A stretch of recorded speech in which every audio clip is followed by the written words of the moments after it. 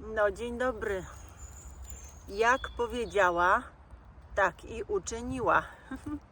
W ostatnim filmie pokazywałam Wam szczawika zajęczego, między innymi pośród tych innych wszystkich roślinek.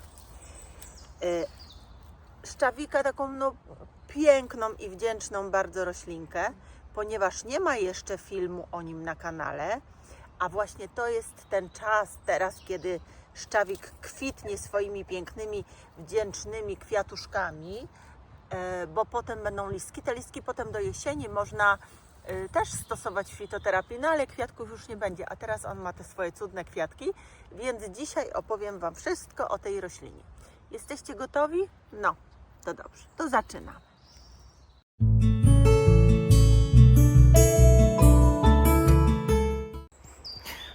To ja i mój pieseczek, piesączunio, który czeka grzecznie. Ale do szczawika wracając, słuchajcie, szczawik jest rośliną z rodziny szczawikowatych. Logiczne. Przypominającą nieco koniczynę, zaraz jeszcze do niego się zbliżymy, to zobaczycie, ale tak zaiste jest, on jest czasami zwany koniczynką szczęścia, ale jeśli chodzi tylko o listki, tak, no bo kwiaty szczawik ma zupełnie inne niż ma koniczyna. I to wszystko sobie jeszcze zaraz powiemy. No a szczawik to jest taka malutka roślinka, pospolita dość, no co on tak dzisiaj marudzi ten dolar? Pospolita dość w naszym kraju, gdzie rośnie zazwyczaj w miejscach zacienionych, dlatego można go spotkać właśnie w takich lasach ciemnych, głównie liściastych albo mieszanych, gdzie dodatkowo ta gleba jest kwaśna, żyzna, a taką glebę nasz szczawik sobie szczególnie upodobał. No i teraz podejdźmy do niego, spójrzmy na niego i ja Wam powiem, po czym poznać, jaka jest charakterystyka tej roślinki, żebyście nie mieli wątpliwości, że właśnie po szczawika się wybierzecie i ze szczawikiem do domu wrócicie. No tutaj on sobie na pieńku tak pięknie rośnie. Zobaczcie, to jest niewielka roślinka. Ona ma nie więcej niż 5, 10, no czasami może troszeczkę więcej centymetrów, ale naprawdę jest malutka. I ma bardzo cieniutką łodyżkę, czekajcie, ostrość, bardzo cieniutką łodyżkę, pełzającą, która wytwarza takie rozłogi, widzicie? Wytwarza rozłogi. Myślę, że to doskonale tutaj widać. Tak? Są takie rozłogi. I teraz właśnie te liście szczawika, zaraz Wam pokażę też takie, bo tutaj na przykład są te listki otwarte. Dolarku, proszę Cię, uspokój się. Te liście szczawika przypominają, widzicie tu, zaraz Wam powiem, dlaczego niektóre są takie złożone, ale spójrzcie na te tutaj pięknie w całej okazałości się prezentujące. One przypominają liście koniczyny, prawda? No tak jest. No, ktoś może nawet je z koniczyną pomylić. I one są odziomkowe. Co to znaczy? To znaczy, że one nie są liśćmi osadzonymi czy wyrastającymi na łodydze, jak w innych roślinach, tak? Bardzo często, ale one powstały z modyfikacji łodygi i z jej rozłogów, czyli tych wydłużonych pędów.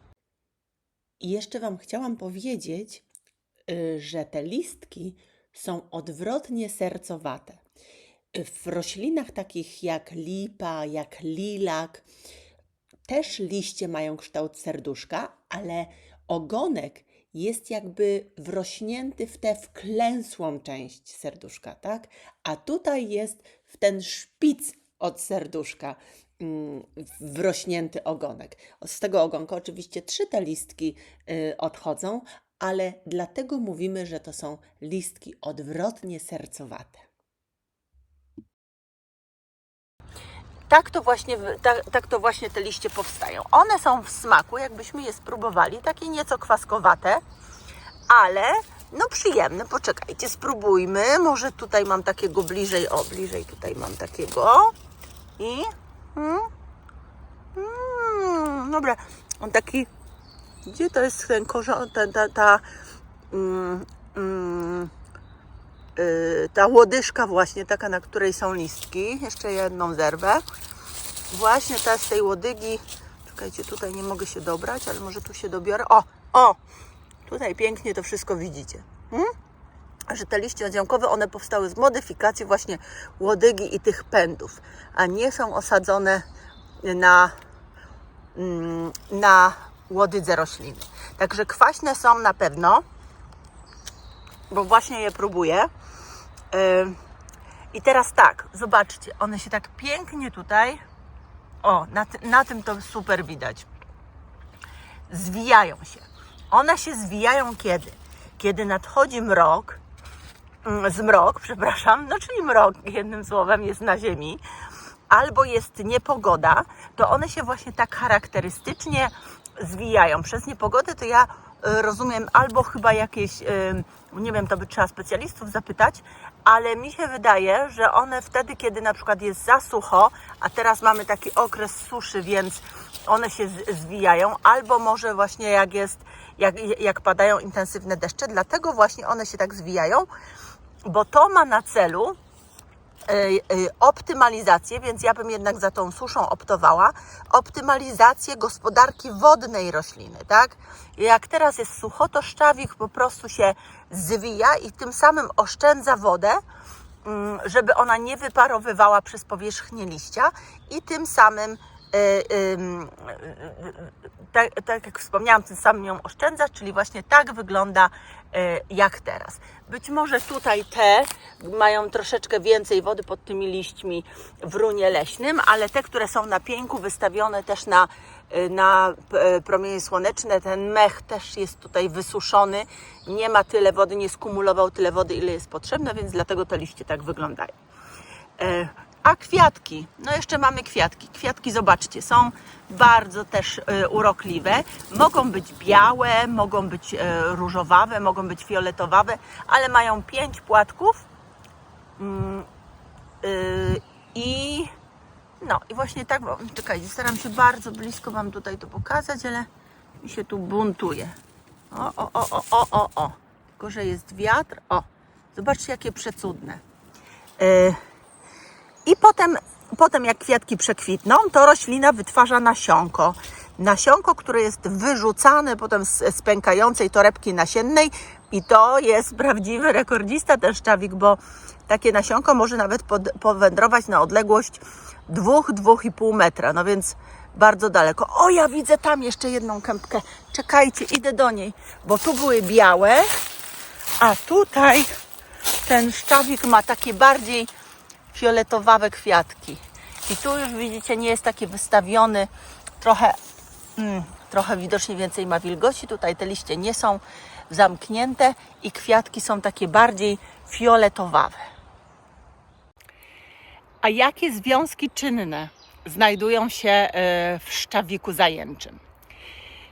Bo tego szczawiku są różne gatunki, tak? My mówimy o tym, który można w lesie spotkać, to jest właśnie ten zajęczy, bo być może Wy macie w ogrodach takie z takimi purpurowymi liśćmi, to też jest szczawik, ale ja mówię o tym szczawiku zajęczym, który jest super rośliną, jeśli chodzi też o właściwości prozdrowotne. Jakie idzie dolarek, tak? Stoisz i stoisz. No zaraz pójdziemy do Lisiu. Jakie ma związki? W szczawiku znajdują się flawonoidy, również znajduje się jeden z flawonoidów, czyli rutyna, który doskonale wiecie, że bardzo jest dużym rezerwuarem rutyny, również forsycja, którą na pewno wszyscy już sobie nazbieraliście i nasuszyliście i przetworzyliście w różny sposób. Ale też dolar, bo znowu powiedzą, że jesteś niewychowany i siusiasz na wizji. Ale też w szczawiku znajdują się fitosterole, znajdują się kwasy, na przykład pirogronowy, kwas cytrynowy, kwas askorbinowy, czyli witamina C. Jeśli chodzi o witaminy, to jest też witamina E, czyli tokoferole, jest witamina D, jest ksantofil, beta-karoten, sole mineralne, żelazo, więc bardzo, bardzo wiele naprawdę pożytecznych związków. I w szczawiku zajączym znajdują się też, jak sama nazwa wskazuje, szczawiany, tak?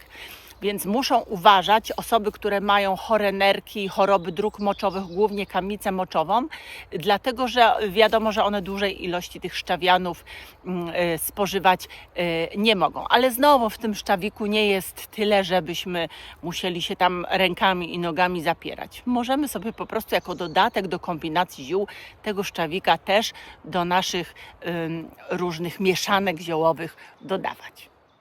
Słuchajcie, dolar mi się niecierpliwił, więc ja zabrałam sobie tutaj kwiatek i pójdę dalej, będę Wam opowiadać, a Wyście już się tam na tego szczawika napatrzyli.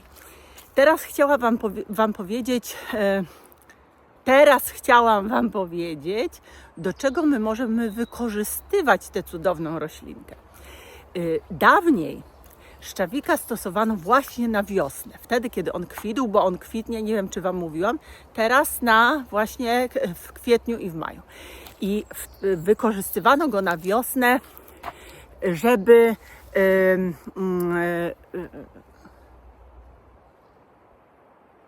słyszałam jakiś głos, myślałam, że to dziki zwierz. Bo listki możemy przez cały rok, do późnej jesieni, tak, w naszych stosować. Natomiast teraz, kiedy on kwitnie, możemy go zbierać i stosowano dawniej szczawika w celu wzmocnienia organizmu, w celu odtrucia go po tych zalegających jesienno-zimowych złogach, głównie metali ciężkich, na przykład rtęci. Świetnie sobie z rtęcią czy z arsenem radzi ten szczawik, ale też go stosowano dlatego, żeby na przykład pobudzić apetyt, żeby podkręcić metabolizm, żeby zintensyfikować siły witalne organizmu, tak? Właśnie wtedy go stosowano. Ale też on jest wykorzystywany w przeróżnych infekcjach, w gorączce, ogólnie w infekcjach dróg oddechowych, ze względu na te flawonoidy, które ma w sobie, a które, jak wiecie, działają przeciwzapalnie, więc jak najbardziej we wszelkiego rodzaju infekcjach się sprawdzą. Zjadłam sobie tylko kwiatka, bo już go tak trzymałam, miętoliłam i się skusiłam. Też taki kwaskowaty, pyszny ten szczawik. Jakbyście takie listki dodali do sałatki czy do dekoracji talerza i kwiatki, to nada takiej, nie będzie trzeba aż tyle, na przykład jak ktoś z Was dodaje cytrynę, czy w ogóle winegret robi, to jest taka kwaśność pomieszana jednocześnie ze słodyczą. Ja nie umiem tego dokładnie opisać, ale pójdźcie sobie poszukać szczawika i zobaczycie. Co jeszcze?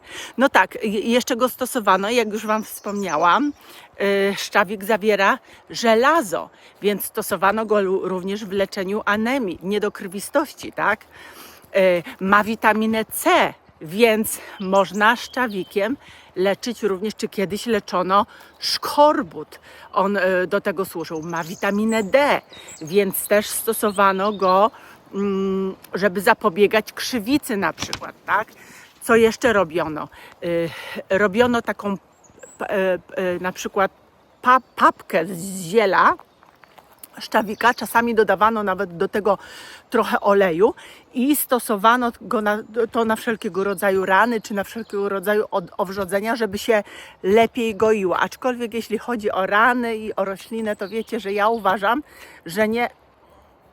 Czy ja jestem tu brudna, a Wy mi nic nie mówicie? Może byłam brudna. No to sorry. A jeżeli... Może tak.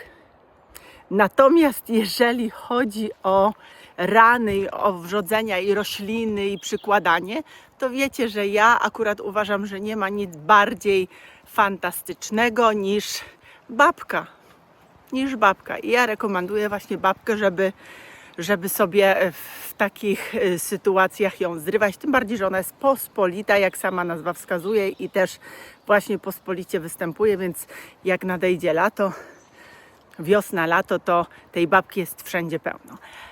Ale co jeszcze robiono? Jeszcze na przykład, jeśli wracając do szczawika, to wykorzystywano go przy zapaleniach dziąseł na przykład. Jeżeli ktoś miał zapalenie dziąseł albo zapalenie jamy ustnej, to wtedy brano takie liście i żuto, żeby się tego zapalenia pozbyć. I dzisiaj my możemy dokładnie tak samo szczawika wykorzystywać. Możemy też, dodatkowo szczawik jest świetną profilaktyką, jeśli chodzi o choroby układu krążenia, zwłaszcza miażdżycy, ale też arytmii czy kołatania serca, więc tutaj naprawdę się świetnie może też sprawdzić. No a jak stosujemy to ziele? Bo właśnie ziele, przypominam, że ziele to jest co? To jest łodyga, liść i kwiat, tak? Bo wy tutaj ciągle jeszcze czasami macie wątpliwości i bywa, że jestem wręcz atakowana i mówicie do mnie, a powiedziała pani, że ziele, a ja stosuję kwiaty. Dlatego, że niektórzy ciągle jeszcze ziele utożsamiają z liśćmi, tak? Bo pewnie jest zielone, ale to nie jest to. No i jak zerwiemy sobie takiego szczawika, to możemy sobie z niego zrobić napar, możemy sobie zrobić macerat, wzorem tego maceratu z przytuli, o którym ja Wam mówiłam już w filmie na kanale, że ja uwielbiam macerat z przytuli robić, sobie zerknijcie. Możemy sobie zrobić nalewkę i wtedy taką nalewkę na przykład 5-10 ml raz do 2 razy dziennie przyjmować, zwłaszcza jeżeli mamy te problemy związane z układem sercowo-naczyniowym. Możemy sobie takie ziele zebrać i wysuszyć i potem stosować do naparów tą jesienią i zimą, albo na przykład zrobić taką papkę ze szczawika i zamrozić, potem stosować. Możemy zmielić czy wycisnąć w wyciskarce wolnoobrotowej i też ten sok, wiem, że niektórzy z Was na przykład sok z pokrzywy zamrażają, też możemy sobie w kostkach taki sok ze szczawika zamrozić i potem do wody taką kostkę ryms i to też takie troszeczkę kwaskowe nam da posmak w wodzie. Jakbyśmy dodali jeszcze potem trochę miodu, to tego to już by w ogóle było super, tak? Więc jest naprawdę, no jeżeli ktoś chce i się pokusi i zrobi i potem mi proszę powiedzieć, to można oczywiście zrobić ze szczawika też ocet. Jak wiecie, ocet jest dobry na wszystko. Także jest wiele sposobów na wykorzystanie tej przefantastycznej roślinki. No dobrze, moi drodzy, to by było na tyle. Mam nadzieję, że ten szczawik Wam się spodobał i że będziecie go teraz wypatrywać i zbierać i przede wszystkim stosować. Przychodzi wiosna, więc zaczniemy znowu nasz cykl prezentacji roślinek, no bo w zimie robiliśmy inne, poruszaliśmy inne tematy. Oczywiście ja nie zapominam, że będziemy robić i medycynę syberyjską i stosowanie ziół, ale wiecie, że główną jakby przyczyną, tak idę i się jeszcze rozglądam, ziarnopłon tutaj pełno go jest, główną taką, o i te zawilce piękne, główną przyczyną, dla której powstał kanał, to był taki powód czy zamysł, żeby Wam tak prezentować rośliny, abyście później nie mieli żadnych wątpliwości, że akurat jeżeli wybierzecie się po jakąś roślinę, nie będziecie się bali jej zerwać, bo będziecie przekonani na 100, no powiedzmy z pewnością bliską 100%,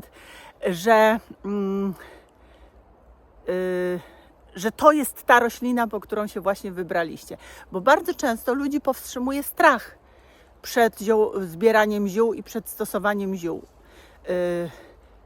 Strach, dlatego że boją się, że zerwą coś, co im potem zaszkodzi, chociaż jak wiecie, takich roślin wiele nie ma. Generalnie jeśli chodzi o te najbardziej trujące, to sprawa dotyczy potem nasion, nie? Nasion, owoców i nasion, a ziele, kwiaty, tutaj nie ma takiego niebezpieczeństwa. Ale jak mówię, lepiej, że jesteście pewni, spokojni i właśnie po to powstał ten kanał. Więc oczywiście inne tematy też będą poruszane, ale ja się chcę skoncentrować na prezentowaniu Wam nowych roślinek. No dobrze, to my z Dolarkiem, czekajcie, zaraz Wam go pokażę. O, tam biegnie uciekinier jeden. No powiedzcie, czy w tym lesie nie jest pięknie? Jest pięknie, bo to jest przepiękny las. My z Dolarkiem się z Wami już żegnamy. Ja tutaj sobie idę, widzicie? Tutaj jagody, pomiędzy jagodami znajdują się znowu zawilce. O, tu jagódki. I zawilce. Przecudne, a tam jakie duże. No naprawdę. Śliczna jest ta natura, piękna. Dobrze, bo zaraz znowu ktoś powie: Boże, kończy Pani, kończy i skończyć nie może. Oto, widzicie co to? To poziomka. To poziomka. Tu będą poziomki. Tu przyjdziemy po poziomki. Pani kończy i skończyć Pani nie może. No nie mogę, no. I co zrobić, że się nie mogę rozstać z moimi ziółkami. No ale dobra, już kończę. Te zawilce tam między tymi drzewami wyglądają przecudownie. Pełno ich tu jest, naprawdę ich tu jest pełno. O, jaki bąk! O, jaki wielki, gdzie ty jesteś? Zobaczcie, jaki cudny! O, jaki cudny! A zaraz mi powiedzą, to nie jest bąk, może to jest trzmiel, Pani Katarzyno, to jest trzmiel albo bąk, no nie wiem. Kto się zna, niech mi mówi, żeby mnie znowu nie wyśmiali. Wiecie co to jest? To małe? Ja Wam powiem, co to będzie tutaj. To będzie przetaczniczek. Przetaczniczek, kochani. Tu przyjdziemy, będzie niebiesko. Czyli on jeszcze nie kwitnie tutaj, no bo tu ma ciemno. No dobrze. No dobra. No to kończę, moi kochani. Trzymajcie się ciepło. My idziemy dalej, bo przed nami jeszcze długa droga. Do domu zapędziliśmy się dzisiaj kawałek. O, no patrzę, szkoda, że Was tu nie ma. Ja muszę kiedyś zorganizować takie spacery, żebyśmy się spotykali, żebyśmy sobie tutaj spacerowali i wtedy wszyscy widzieli to na własne oczy, a nie tylko na moje. O, zobaczcie, a tak a propos, to tutaj jest krwawniczek piękny. Taki krwawniczek z lasu zebrany. To też jest samo zdrowie, bo szukajcie tych miejsc, które są w miarę... Ach, ile tych zawilców.